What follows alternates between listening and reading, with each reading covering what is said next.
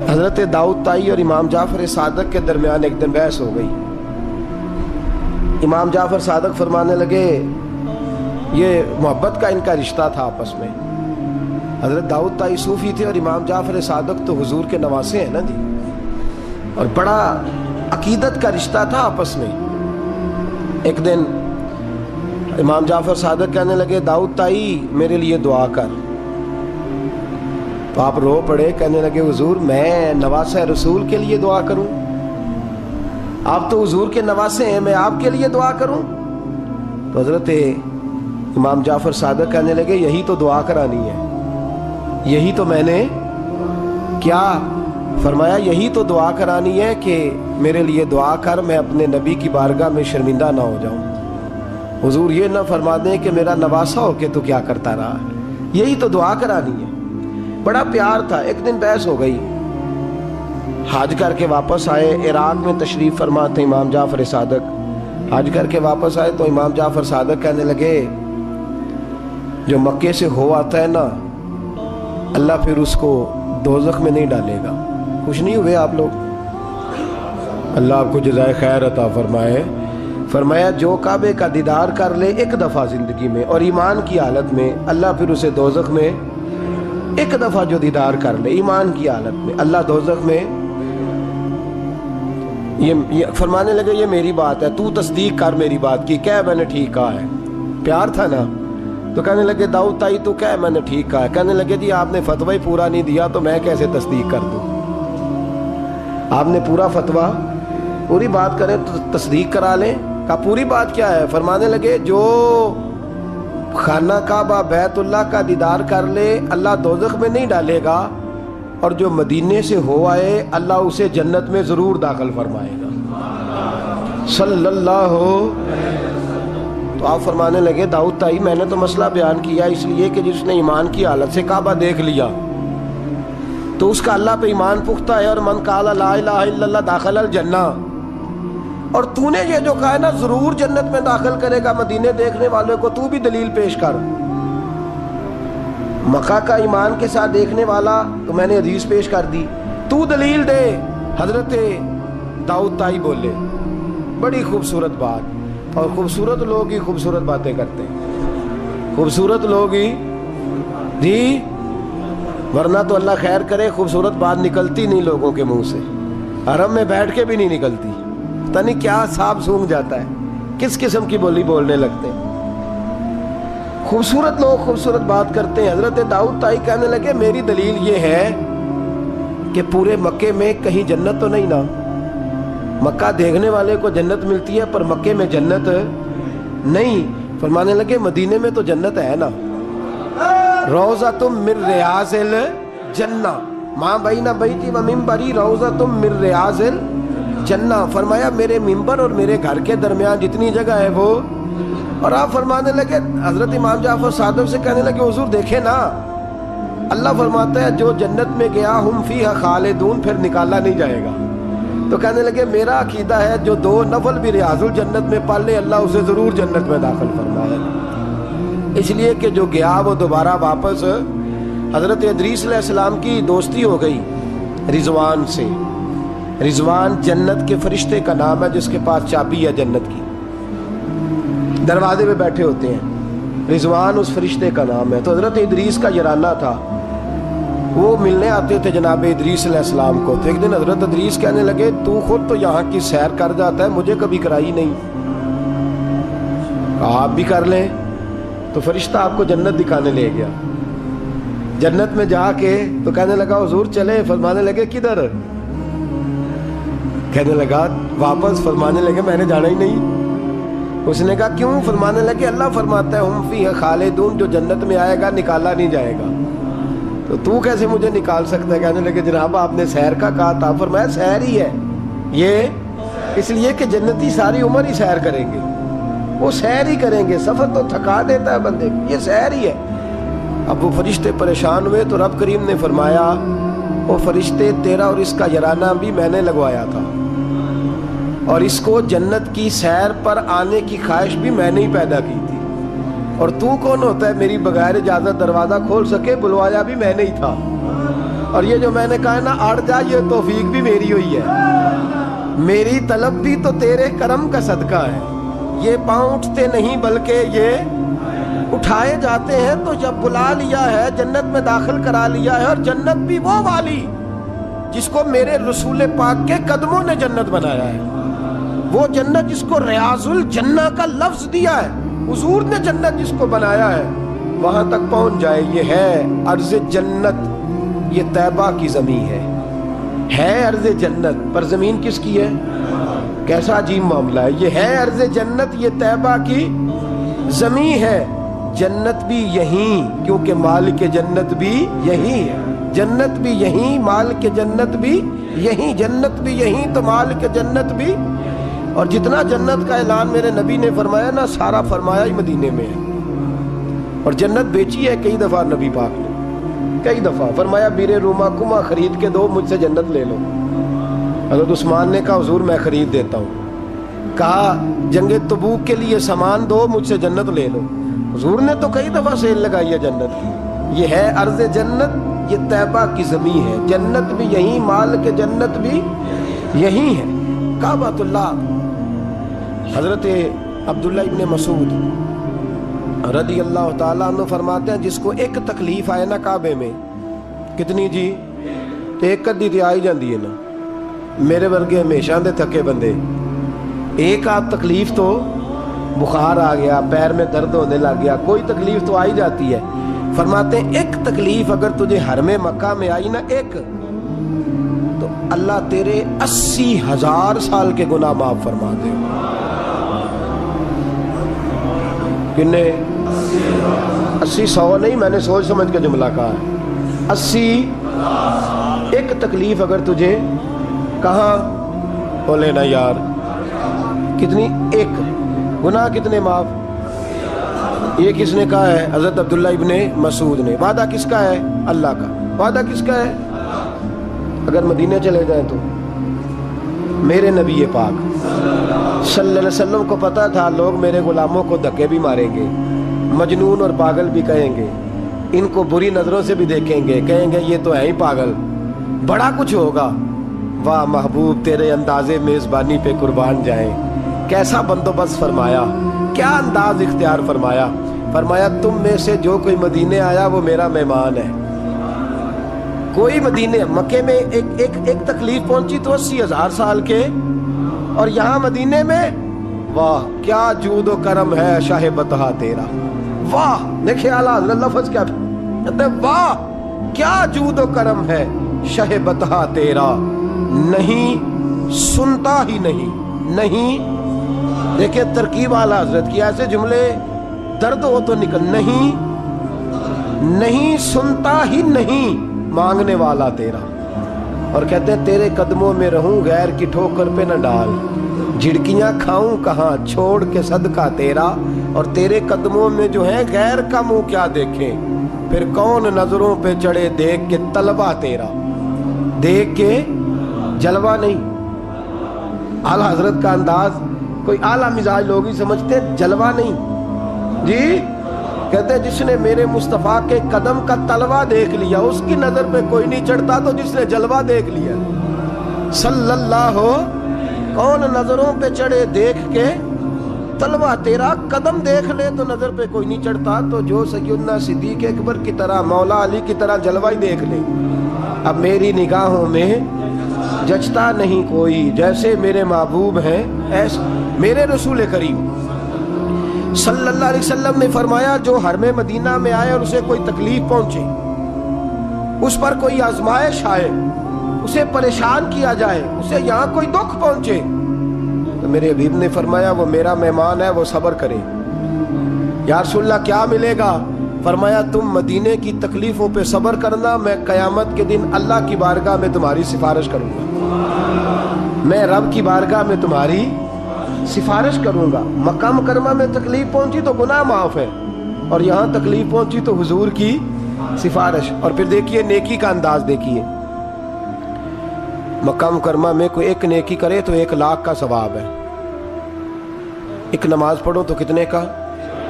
ہم نے کبھی سوچا بھی نہیں ہوگا کہ 1,00,000 نفل پڑھیں گے۔ ایک طواف کرو تو کتنے طواف کا ثواب؟ ایک بار ایک دفعہ سبحان اللہ پڑھو تو کتنی کا ثواب ہوا؟ 1,00,000 کا ثواب. اور اگر کوئی حج کرنے جائے تو ثواب ڈبل ہو جاتا ہے. اور اگر کوئی رمضان شریف کے مہینے میں جائے تو 1,00,000 کو 70,000 سے ضرب دینی پڑ جاتی ہے. 1,00,000 کو اگر رمضان شریف میں جائے تو یہاں آپ کیلکولیٹر نہ نکال لیجئے گا، اگلی تقریر نہ رہ جائے. 70 کو 1,00,000 سے ضرب دینی پڑتی ہے. یہ نیکیاں ہیں جو اللہ پاک حرم مکہ میں جانے والے کو عطا فرماتا ہے. میری سمجھ میں صرف اتنی بات آتی ہے کہ وہ جو امتیں کرتی رہی ہیں نا، 1,000 سال عبادت، 1,000 سال انہوں نے عبادت کی ہے، تو امت مسلمہ کو اللہ نے درجہ تو اونچا ہی دینا ہے نا. کنتم خیر امت جو درجہ چونکہ اونچا دینا ہے، تو اللہ پاک نے یہ بہانے بنا دیے. شب قدر ہے، شب برات ہے، یہ اللہ پاک نے بہانے بنا دیے ہیں. مالک کریم نے یہ بہانے بنائے ہیں. فرمایا تم بھی شب برات میں، شب قدر میں مسجد آ جاؤ، یا اللہ تمہیں موقع دے تو حرم مکہ اور مدینہ آ جاؤ. میں تمہاری ایک ایک نیکی پر اتنا زیادہ ثواب دوں گا کہ تم پچھلی امتوں سے آگے نکل جاؤ گے. پچھلی امتوں سے اللہ نے ہمارے نمبر ہی زیادہ رکھے ہیں اور ہمیں اضافی نمبر بڑے ملتے ہیں. بڑے نمبر رکھے ہیں رب کریم نے ہمارے لیے. تو رب اللہ کریم کی رحمت سے میرے رسول پاک صلی اللہ. اور پھر دیکھیں نا، کعبے کا معنی ہے مسابت للناس. کعبہ رجوع کی جگہ ہے. کس چیز کی جگہ ہے؟ یعنی اس کی طرف توجہ ہو. میرے نبی پاک صلی اللہ علیہ وسلم کی سب سے بڑی سنت کعبے کو دیکھنا ہے. حضور بیٹھ جاتے تھے اور کعبے کے سامنے بیٹھتے تھے. جب بھی حرم میں بیٹھ تو دیر تک دیکھتے تھے. کچھ لوگ لالچ کرتے ہیں، نیکی کا کرنا چاہیے، اچھا لالچ ہے کہ میں طواف زیادہ کر لوں، عمرہ زیادہ کر لوں، بڑی اچھی بات ہے.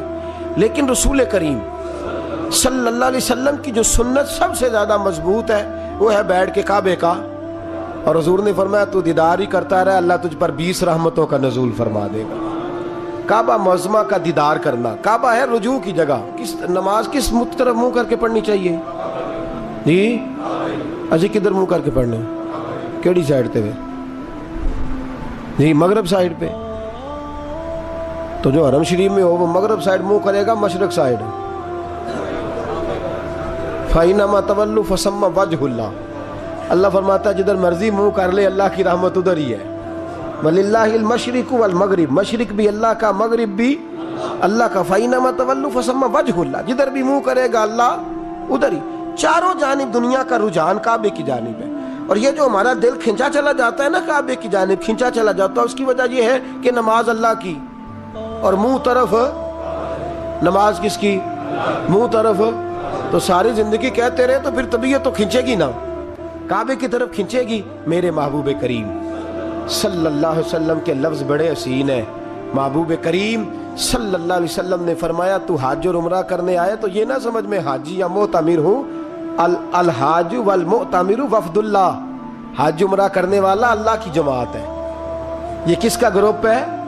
یہ کس کا گروہ ہے؟ اللہ. یہ اللہ کا گروہ ہے. اللہ ان کی میزبانی فرماتا ہے، اللہ ان کو انعامات سے نوازتا ہے. رب کریم اپنے گھر بلاتا ہی اس کو ہے جس کو اللہ نے درگزر کرنا ہو، جس کو اللہ نے معاف کرنا ہو، جس کو اللہ نے بخش دینا ہو. بڑے. اور پھر میاں صاحب رحمۃ اللہ علیہ کا ایک شعر تھا. میں ذرا پریکٹیکل دیکھتا ہوں چیزوں کو، کوشش کرتا ہوں کہ دیکھا جائے تھوڑا سا. نوجوان نسل ہماری تھوڑی سی کہتی ہے ہمیں عقلی طور پہ بھی سمجھاؤ. تو میں فیلڈ کا آدمی ہوں تو تھوڑا تھوڑا مجھے پالا پڑتا ہے، سوالوں کے جواب دینے ہوتے ہیں، تو میں ہر چیز کو اس کے اصل نقطہ نظر سے دیکھتا ہوں. تو میاں صاحب کا ایک فقرہ تھا، دوسرے والے کی تو سمجھ آتی تھی، پہلے والے کی نہیں آتی تھی. مشہور بڑا تھا، رحمت دا دریا الہی. آتا ہے نا آپ سب کو؟ مینوں نہ سناؤ تو وکری گل ہے، ویسے آتا ہے. رحمت کا دریا الہی تے جے ایک قطرہ. وہ جے ایک قطرے والی تو سمجھ میں بات آتی تھی، لیکن وہ جو ہر دم وگدا ہے وہ ظاہری آنکھوں سے نظر، کئی دفعہ ہمیں نظر، صاحب نظر لوگوں کو آتا ہے، باطن میں تو نظر آتا ہے، محسوس ہوتا ہے، لیکن ظاہر نظر یہ کسی نے دیکھنا ہو تو مکے مدینے جا کے نظر آتا ہے.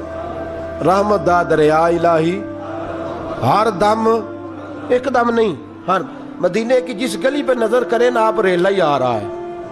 مکے کی جس گلی پہ نظر کریں، وہ یہاں ایک جھوٹ بولتے ہیں ہمارے سیاستدان، کہتے ہیں یہ ٹھاٹھے مارتا سمندر، حالانکہ وہ نہر بھی نہیں ہوتی لوگوں کی. ٹھاٹھے مارتا سمندر، پتہ نہیں کدھر ٹھاٹھے لگ رہی ہے، اللہ ہی جانتا ہے. اور جو بھی شروع کرتا ہے بات یہیں سے.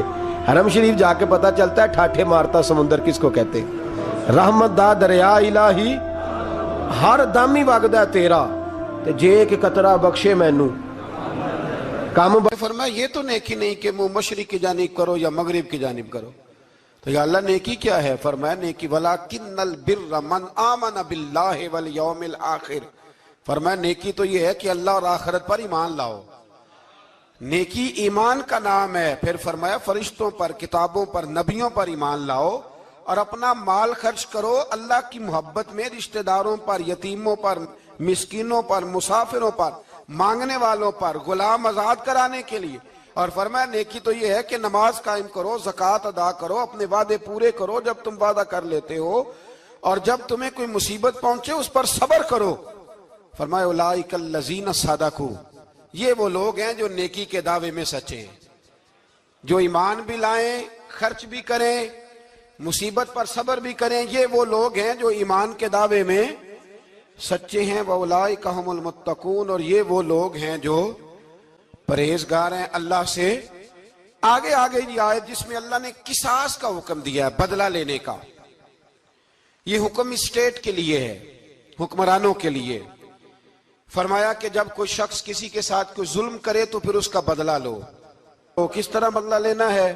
فرمایا الحر بالحر والعبد بالعبد والانثى بالانثى، آزاد کے بدلے آزاد، غلام کے بدلے غلام، عورت کے بدلے عورت۔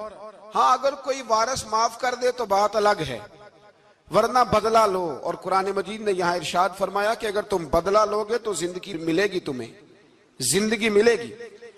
اگر حکمران مجرموں کو سزا دیں گے تو باقی لوگوں کی زندگی محفوظ رہے گی، بچے گی۔ حکم دیا گیا یہاں کہ بدلہ لیا جائے۔ پھر جب ہم 6 سے 7ویں رکوع کی طرف چلتے ہیں تو اس میں اللہ نے روزے کا حکم دیا، رمضان کی فضیلت بیان کی، اور ارشاد فرمایا گیا کہ جو روزہ نہ رکھ سکے وہ فدیۃ طعام مسکین، جو تو مریض ہو، بیمار ہو، وہ تو اتنے روزے جو ہے وہ اگلے دنوں میں رکھ لے۔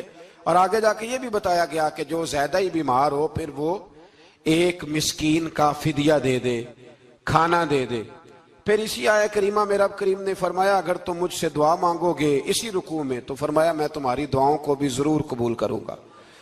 پھر اسی میں بتایا گیا کہ رات کے وقت تمہیں کھانے کی بھی اجازت ہے اور عمل زوجیت کی بھی تمہیں اجازت دی جاتی ہے۔ اسی طریقے سے پھر آگے اللہ تبارک و تعالیٰ نے حج کے مہینوں کے بارے میں علامتیں ارشاد فرمائیں اور مسائل حج کچھ آگے جا کے بیان کیے۔ اور ایک اور غلط رسم لوگ رسمیں بنا لیتے ہیں نا، ایک اور رسم تھی کہ یہودی اور عیسائی جب حج کرتے تھے نا، احرام باندھ لیتے تھے، پھر دروازے سے گھر میں داخل نہیں ہوتے تھے، اوپر سے چھلانگ لگا کے کہ اب ہم پاک ہو گئے۔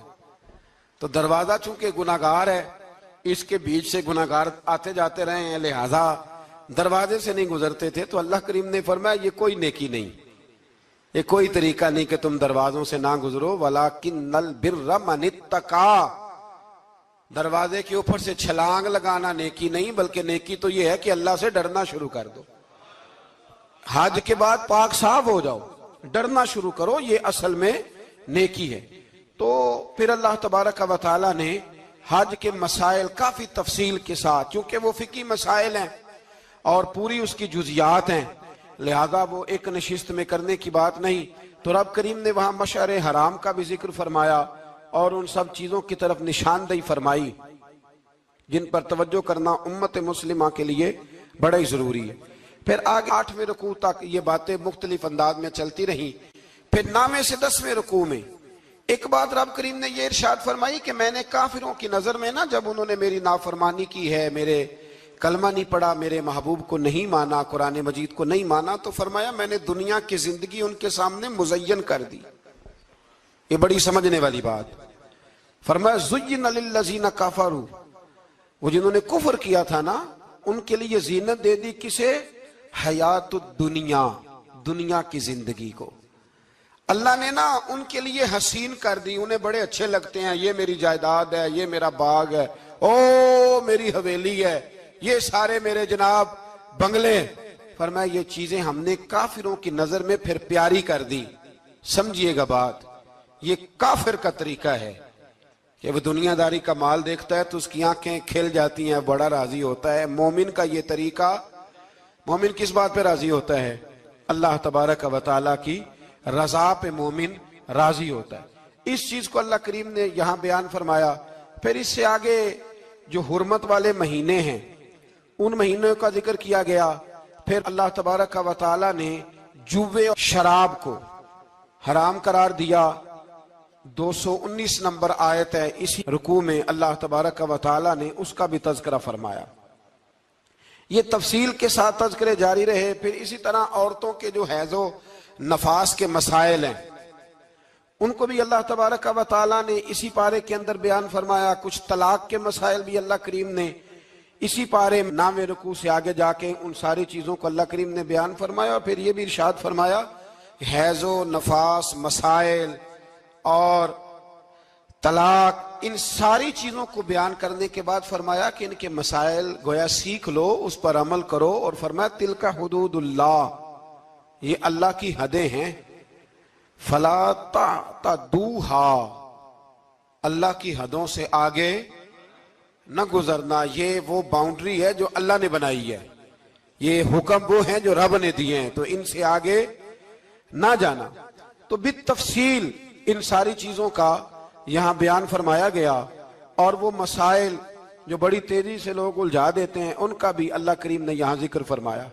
بیچ میں کچھ آیات ایسی ہیں جو زیادہ توجہ کے قابل ہیں اور ہماری روزمرہ کی زندگی میں ہمیں ان کی بڑی اشد ضرورت ہے, جو اگرچہ مسائل فقہ تو نہیں لیکن ضرورت کے لحاظ سے, روزمرہ کے اخلاقی رویوں کے لحاظ سے اس کی بڑی ضرورت ہے. ان چند آیات کا بھی ہم نے انتخاب کیا, انشاءاللہ اس پر بھی کچھ بات کرتا ہوں. اس پارے کے آخر میں نا اللہ کریم نے ایک واقعہ بیان فرمایا ہے.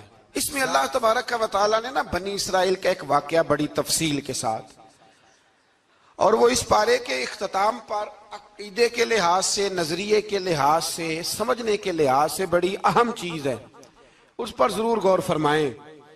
وہ یہ ہوا کہ بنی اسرائیل کے اندر ہمیشہ ایسے ہوتا تھا کہ اللہ تبارک و تعالیٰ ایک پیغمبر اور ایک بادشاہ, بنی اسرائیل کے اندر ہمیشہ نبی اور بادشاہ موجود رہتے تھے. ایک وقت ایسا آیا کہ بنی اسرائیل میں کوئی نبی نہیں تھے, اور بنی اسرائیل کا جو اپنا علاقہ تھا نا وہ ملک شام ہے. تو قوم عمال کا ایک قوم تھی اور بڑے سخت گیر لوگ تھے. انہوں نے بنی اسرائیل والوں کے ساتھ لڑائی کی, جہاد کیا اور انہیں ان کے علاقے سے نکال دیا. اور کچھ حضرت یوسف علیہ السلام کے زمانے میں ویسے بھی ایک بہت بڑی تعداد جا کے مصر میں آباد ہو گئی تھی. اب یہ ہوا کہ ان کے پاس کوئی بادشاہ نہیں ہے, یہ بار بار دعا کرتے ہیں, التجا کرتے ہیں. تو اللہ تعالیٰ نے ایک پیغمبر انہیں عطا کیے جن کے مختلف نام کتابوں میں ہیں. صدر الافاضل رحمۃ اللہ علیہ نے تفسیر خزائن العرفان کے اندر ان کا نام حضرت شمویل علیہ السلام لکھا ہے. حضرت شمویل علیہ السلام کو اللہ تعالیٰ نے نبوت عطا فرمائی, اور جب حضرت شمویل علیہ السلام اللہ کے نبی ہوئے, بنی اسرائیل والوں کو یقین آیا کہ اللہ نے الحمدللہ ہمیں ایک نبی کے جھنڈے تلے جمع کر دیا ہے, تو پھر انہوں نے کہا کہ آپ ہمارے سامنے ایک بادشاہ بھی مقرر کریں تاکہ ہم اس کی سرپرستی میں جہاد کریں. جب انہوں نے یہ بات کی تو اللہ تبارک و تعالیٰ نے حضرت شمویل علیہ السلام کے ذمے لگایا. تو ایک اس زمانے میں اللہ کے نیک بندے تھے جناب طالوت علیہ السلام ان کا نام تھا. تو حضرت شمویل علیہ السلام نے انہیں کہا کہ اللہ کریم نے نا تمہارا بادشاہ طالوت کو بنایا ہے. ان کا نام بھی قرآن مجید نے ذکر فرمایا ہے. تو بنی اسرائیل کے لوگ کہنے لگے یہ تو غریب آدمی ہے, وہ بکریاں چرایا کرتے تھے لیکن علم میں بڑے پختہ تھے, وجود میں بڑے طاقتور تھے. تو کہا کہ یہ تو غریب آدمی ہے, تو ہم تو زیادہ حق رکھتے تھے کہ ہمیں بادشاہ بنایا جائے. تو حضرت طالوت علیہ السلام کہ بادشاہ بننے کے بعد حضرت شمویل علیہ السلام نے جو بات کی اللہ کریم نے اسے قرآن مجید میں بیان فرمایا. رب فرماتا ہے بسطتاً فی العلم والجسم, اسے اس لیے تمہارا بادشاہ بنایا گیا ہے کہ اسے ہم نے کشادگی دی ہے, علم میں بھی اور جسم میں بھی. بڑے ماشاءاللہ موٹے تازے تھے, وجود بڑا طاقتور تھا. کچھ موٹے تازے ہوتے ہیں پر طاقتور نہیں ہوتے, موٹے تازے بھی تھے اور ताकतवर भी थे। फरमाया कि वजूद में भी ताकत है और इल्म में भी अल्लाह ने इन्हें वुस्सत अता फरमाई। तो बनी इसराइल वाले कहने लगे जी नहीं जी कोई बंदा और आ जाए, ये हमारा बहुत बड़ा मसला है ना जी, हर एक की मर्जी की ना तो बात हो सकती है और ना हर बंदा हर एक की मर्जी पर पूरा। कहने लगे नहीं जी कोई और होना चाहिए था, हमें कैसे पता चलेगा कि अल्लाह ने मुकर्रर किया है। बड़ी खास बात है, इसको समझिएगा, ये सारा मजमून आपको मिलेगा इसी पारे के आखिर में आप पढ़ेंगे ना जी, तो ये सारा मजमून आपको मिलेगा और आप अगर सरसरी नजर से भी इसका मुताला करेंगे ना, जाके कुरान शरीफ खोल के 15वें से 16वें रुकू में आप खुश होंगे कि आप कितने अच्छे नजरिए और अकीदे के मानने वाले हैं। तो जब कहा ना कि तालूत को हमारा बादशाह बनाया गया तो दलील क्या है, तो कुरान कहता है कि हजरत शमूएल अलैहिस्सलाम ने फरमाया कि तुम्हारा एक ताबूत था, एक संदूक था तुम्हारे पास, वो संदूक तुम्हारा कौमे उमाल का उठा के ले गई थी। इनके बादशाह होने की दलील ये है कि अल्लाह तुम्हारा वो संदूक तुम्हें वापस कर देगा, वो तुम्हारा संदूक तुम्हें वापस कर देगा। उस संदूक में क्या है, वो हजरत आदम जन्नत से साथ लेके आए थे, उसमें था क्या, तो कुरान मजीद कहता है कि उसके अंदर ना हजरत हारून अलैहिस्सलाम और हजरत मूसा अलैहिस्सलाम के तबर्रुकात थे। तबर्रुकात, कल मैं एक मौलवी देख रहा था, बेचारा एक बंदा ना मस्जिद नबी के साथ गुलाफ और शायद कोई कफन था, वो मस्जिद नबी की दीवारों से मस कर रहा था, तो वो कह रहा था नहीं इससे क्या होता है, तबर्रुक कोई चीज नहीं, अच्छे अमाल की वजह से बंदा बख्शा जाएगा। मैंने कहा तू मुझे मिले तो मैं तुझे बुखारी खोल के दिखाऊं कि हजरत अब्दुर्रहमान इब्ने औफ जिन्हें हुजूर ने कतई जन्नती कहा, हुजूर के वजूद पर कुर्ता देख के कहने लगे हुजूर बड़ा ही सोना लग रहा है। तो फरमाया तुझे चाहिए, हुजूर मिल जाए तो क्या ही बात है। नबी पाक ने अता किया तो सहाबा कहने लगे अब्दुर्रहमान आपको तो जरूरत नहीं थी, आपके पास तो बड़े लिबास हैं, तो ये कुर्ता हुजूर ने कबूल कर लिया, कोई लेके आया और आपने मांग लिया। तो वो रो पड़े, कहने लगे पहनने के लिए नहीं मांगा, ये हुजूर के जिस्म से लग गया है, मैंने कफन बनाने के लिए मांगा है। तू कहता है हुजूर के तबर्रुक में खैर कोई नहीं।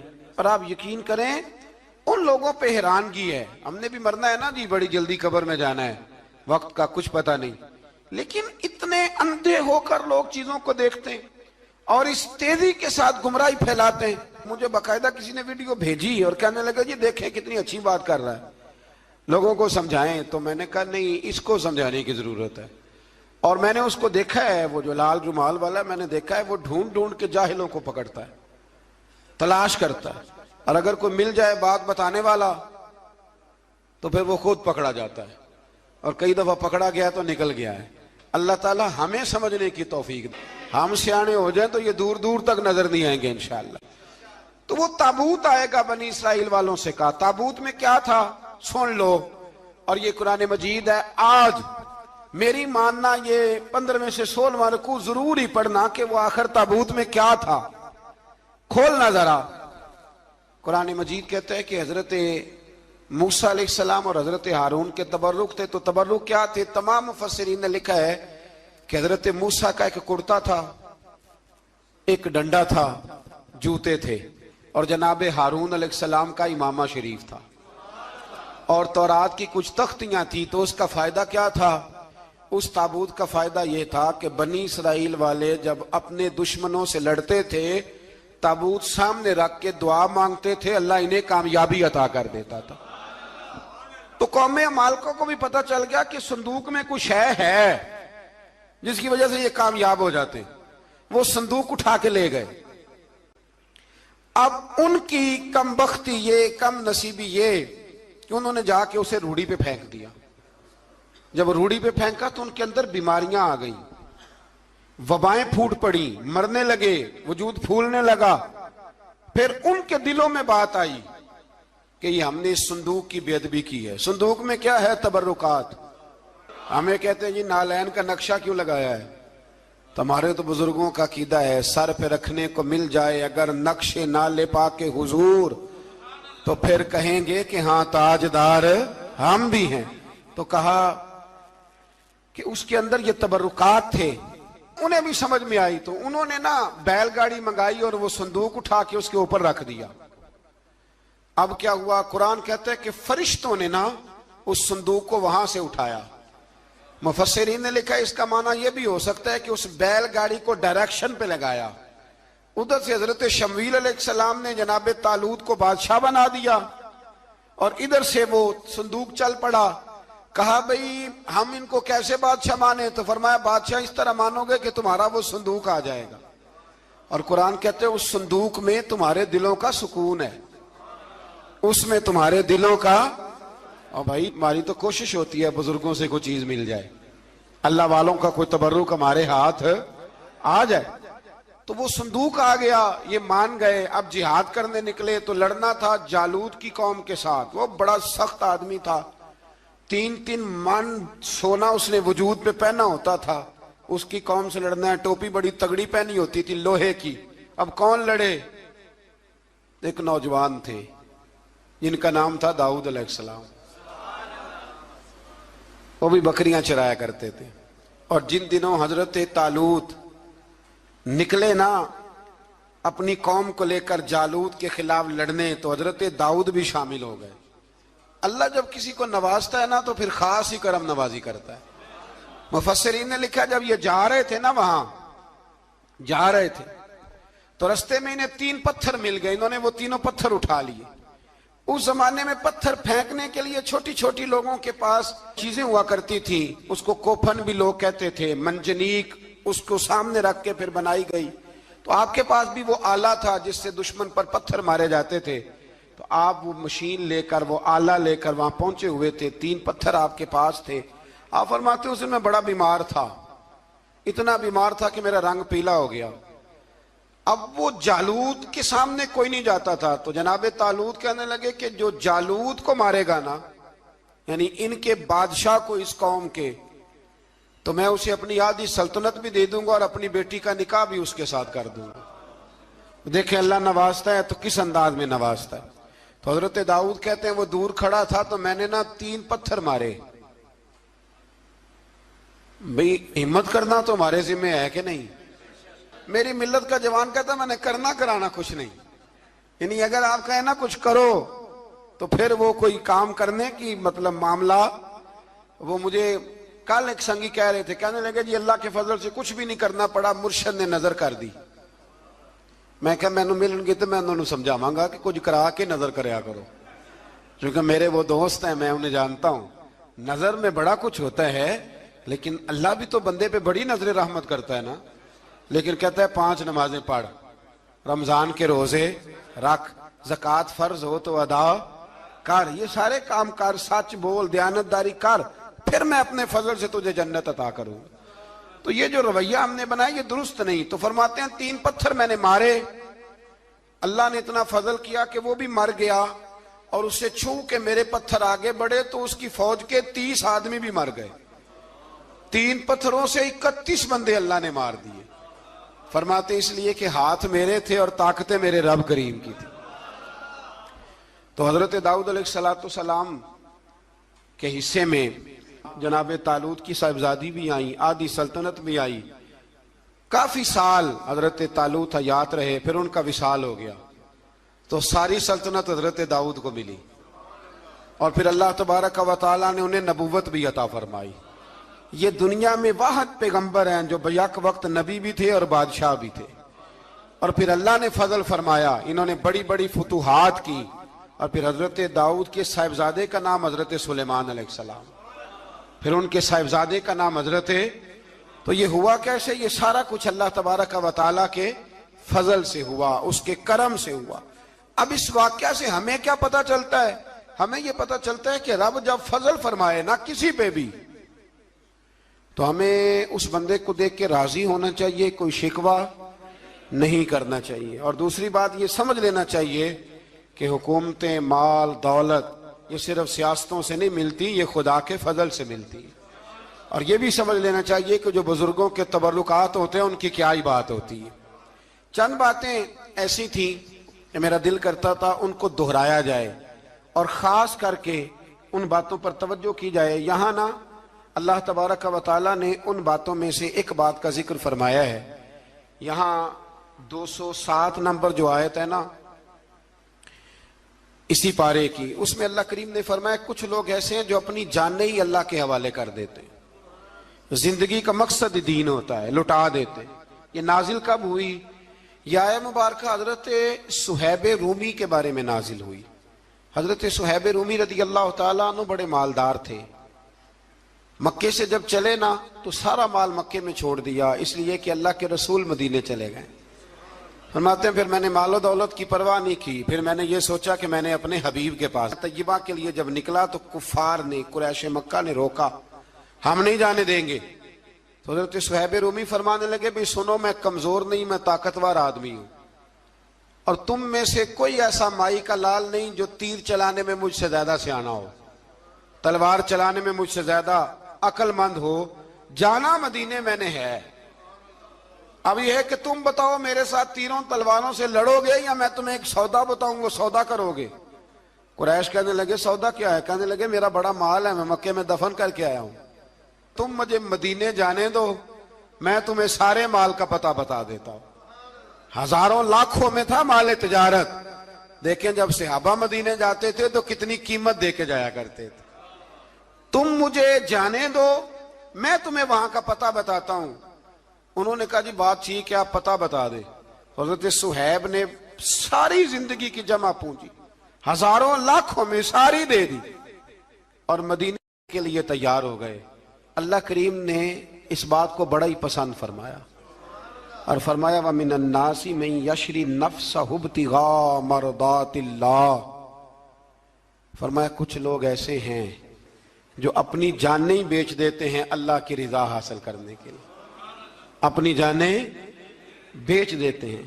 نَفْسَهُ ابْتِغَاءَ مَرْضَاتِ اللَّهِ، اللہ کی رضا حاصل کرنے کے لیے اپنی جانوں کو بیچ دیتے ہیں۔ تو فرمایا پھر اللہ کیا کرتا ہے؟ فرمایا واللہ رؤوف بالعباد، پھر اللہ بھی اپنے بندوں پر بڑا ہی رحم فرمانے والا ہے۔ جب یہ سارا مال دے کے مدینے پہنچے نا تو ان کے استقبال کے لیے جناب عمر پہلے سے موجود تھے۔ حضرت عمر ریسیو کر کے نبی کریم کی بارگاہ میں لے گئے تو فرماتے ہیں حضور نے مجھے دیکھتے ہی فرمایا صہیب زندگی میں تم نے بڑی تجارتیں کی ہوں گی، پر یہ جو تم نے سودا کیا ہے نا یہ بڑا ہی نفع والا کیا ہے، یہ جو سودا فرمایا یہ تو نے بڑا۔ تو دین کے لیے جب آپ کوئی کام کرتے ہیں تو یہ سودا بڑا نفع والا۔ ایک مضمون اور یہاں ہے 216 نمبر آیت میں، وہ بھی بڑا ہی سمجھنے والا ہے۔ اللہ کریم نے جب جہاد فرض کیا نا تو فرمایا کتب علیکم القتال، ہم نے تم پر قتل کرنا، قتال کرنا فرض کیا ہے۔ فرمایا ہو سکتا ہے تمہیں یہ کراہت محسوس ہو، مشکل لگے، برا لگے۔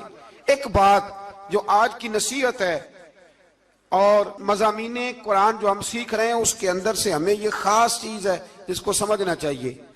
اللہ کریم نے فرمایا کہ تم پر جہاد فرض کیا گیا ہے، وَهُوَ كُرْهٌ لَكُمْ، ہو سکتا ہے تمہیں ناپسند ہو، تو ایک نا ساری زندگی کے لیے ایک نصیحت کر دی۔ فرمایا وَعَسَىٰ أَن تَكْرَهُوا شَيْئًا، ہو سکتا ہے تم کسی چیز کو ناپسند کرو، وَهُوَ خَيْرٌ لَكُمْ، اور وہ تمہارے لیے اچھی ہو۔ اللہ اکبر، یہ وہ بات ہے اگر سمجھ میں آ گئی تو کلیجہ ٹھنڈا ہو گیا، زندگی سکون میں آ گئی۔ فرمایا ہو سکتا ہے تم کسی چیز کو ناپسند کرو اور وہ تمہارے لیے بہتر ہو۔ وَعَسَىٰ أَن تُحِبُّوا شَيْئًا، ہو سکتا ہے تم کسی چیز سے محبت کرو، وَهُوَ شَرٌّ لَكُمْ، اور وہ تمہارے لیے بری ہو، اچھی۔ بس میرے رب نے ایک بات مسلمان کو بتا دی جو جینے کے لیے بڑی کافی ہے۔ فرمایا تم میرے اور میرے رسول کے حکم پر چلو۔ کیوں؟ اس لیے کہ واللہ یعلم وانتم لا تعلمون، اللہ جانتا ہے تم نہیں جانتے۔ اللہ کے طریقوں کے مطابق، رسول اللہ کے بتائے ہوئے طریقوں کے مطابق چلو، اللہ جانتا ہے ہم جانتے نہیں۔ تو قرآن مجید کی اس نصیحت پر ضرور غور کریں۔ ایک شخص نے ایک دفعہ اپنی بیوی کی بڑی شکایتیں کی نبی کریم کی بارگاہ میں، تو رسول کریم علیہ السلام نے فرمایا ہو سکتا ہے اللہ تمہیں اس میں سے ایسی اولاد عطا کر دے جو تیرے لیے باعث خیر ہو۔ جو چیزیں ہم ناپسند کرتے ہیں بعض اوقات اسی میں سے اللہ تعالی ہمارے لیے خیر کر دیتا ہے۔